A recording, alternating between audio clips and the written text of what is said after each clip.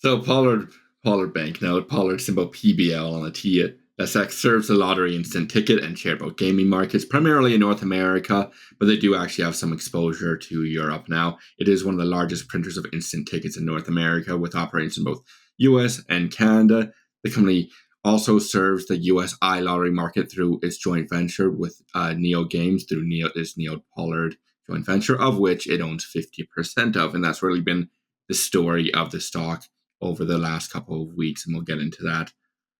The stock is trading down, however, 11.6% year to date at $29.09 a share, with a market cap of $787 million. The company does offer a small dividend of 5 cents a quarter at this time, which comes up to a yield of 0.7%. Not substantial, but it was increased from 4 cents per quarter in the prior year, and it was kind of flat for about, I think, 5 or so years prior to that. So eventually, if they do keep growing the dividend, it could end up becoming really a dividend stock. We don't really consider it a dividend stock until about that 2% or so, as really below that is just really a token. It's a nice little pocket change, if anything. You're not investing for the dividend, but it's something nice to happen. But if it does keep on growing over time, you can eventually see it turn into a dividend stock. The stock did tumble 10% or so in late June, and that really can be attributed to the Neo Games joint venture. As Neo Games, they actually really split off kind of what they had within the joint venture before. So Neo Games really, it was acquired earlier this year, and they have shifted really their strategy when it comes to their joint venture with Pollard. So within their New Hampshire contract for iLottery services, Neo Games has now went on it alone instead of within their joint venture. So effectively, they took the lion's shares of the contract, or all the contract, instead of just the half what they were seeing before, by providing their iLottery services. So while the New Hampshire contract in isolation really isn't significant, it really does signal a shift in strategy. So instead of them funneling into a joint venture with Pollard, they are just going at it alone. And really over time, I would expect it at this point to see a whittle away of that joint venture as those contracts do come up for expiry, and they're directly competing against each other between Pollard and Neo Games. So really competing against a former partner. At this time, it's really increasing the risk level, as we're not certain. We don't know if the joint venture is just really going to fall apart. That's something which we need to wait on management commentary for. That'd be, if we do reach out on the call, that'd be something we ask, is how they see the joint venture either unraveling, or is it going to continue as a one-off? But it does increase risk, is the point. And that's really why you're seeing a 10% drop in the stock price, is because heightened risk, you need a heightened reward, which means at the time the stock price has to drop. So switching to the company's financials for Q1 2024, the sales were materially flat at $126 million, but gross profit did increase to $21.5 million from $17.7 million, and that's gross margin increased to 17.1% from 14.1%. The increased gross primarily was due to increased licensed products, retail merchandising products, and e-gaming system sales, which are at a higher margin, as well as higher instant ticket margins due to increased pricing. And they are expecting that increased pricing to continue throughout the following year, as they were battling with inflation costs, which previously decreased margins. However, moving down the income statement, we can see the equity investment income of $12.2 million. This is from that joint venture with Neo Games for the various iLotteries. It has seen strong growth in prior year from $8.2 million. And worst case scenario, we take that down to zero. I don't think that's going to be the case. That would assume that they lose 100% of the iLottery contracts and the joint venture implodes, which I don't think is inherently going to be the case. They would likely be near break even, if not at a slight loss for operating profit, depending on exactly how it shakes out. But like I said, I don't think that's the case, and it plays out over a long period of time if it were to be the case. So Pollard will likely as well compete for those contracts, because it acquired in 2021 Next Generation Lotteries for $50 million, and they provide iLottery services. That's where they have that exposure to Europe at this time. So you're likely going to see maybe a haircut. It's going to be increased competition within iLottery services within the US. That's really something we need to see play out over the next 5 to 10 years as these contracts for the various states come up for bidding wars again, effectively.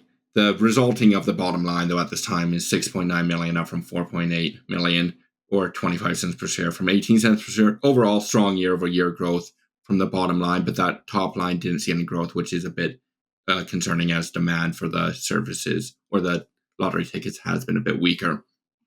However, shifting to the balance sheet, the company holds cash of $6.6 million and has debt of $111 million with debt leases of $90.9 million, resulting in a net debt and lease position of $125.5 million. As well, the resulting trailing net debt to EBITDA is 1.3 times, which is fine given they have long-term contract-based sales with the states. So that's not an absurd leverage ratio. And as well, I would, assuming they don't do any additional acquisitions, this just to come down over time, as both EBITDA would be expected to grow, and as well if they decide to pay off the debt instead of just rolling it. Shifting to valuation, the company does have a bit of a high valuation, but it's not absurd. The company has a trailing GAAP P of 23.8 times and an EV to adjusted EBITDA of 9.5 times.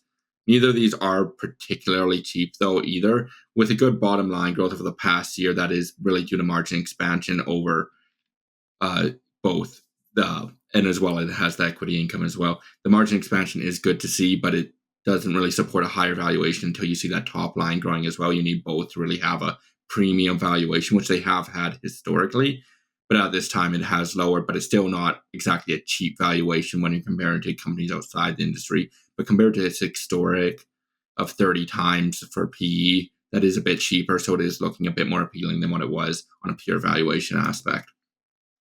So really concluding, while the impact of the NeoGames acquisition will likely negatively impact Pollard, it will take place over years, if not a decade.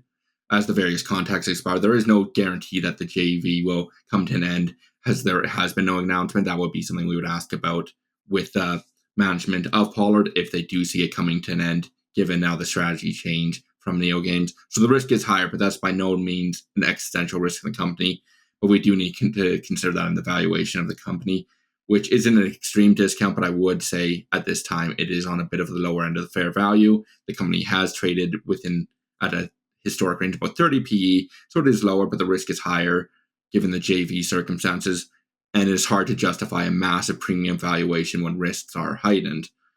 If the top line growth is able to return and to that low double-digit average in tandem with that physical ticket sale margin growth, a case could be made to take a long position as the business will likely perform over the long term. It's a defensive industry. Lotteries aren't going away in whatever form. If it's digital, physical, it's going to stay around whether or not you agree with it or not. So, however, it is not just that screaming discount. It is likely just on the lower range of fair value given its recent share price decline. So for now, I'd really monitor the company for that better risk reward trade-off. If it fell like another 10, 15%, if the market really overreacted to the NeoGames joint venture, if you did see that or it drops by 50%, which sometimes the market does really overreact, that could be an opportunity for the company, as I do expect it to perform at least decently over the long term. But for now, I would just monitor and wait for a bit better of a risk-reward trade-off.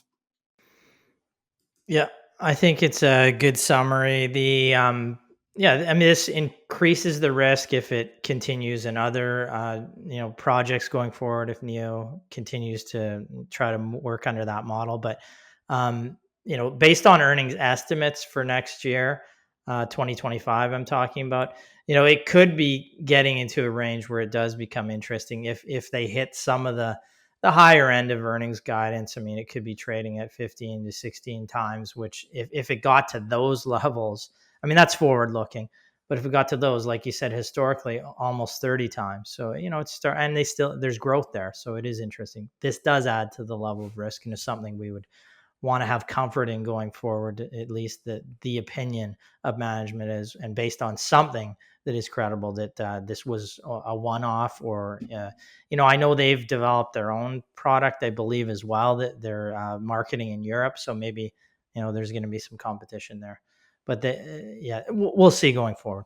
We'll have to talk to them. And I will say, like, over time, like if it was just to stay at this price, and like Ryan was saying, if we go 2 or 3 years forward, we're not stuck to not buying a company like this when you just need to wait it out. You need to see either the risk go down or the value proposition go up, and that just occurs with time. You expect a company to grow.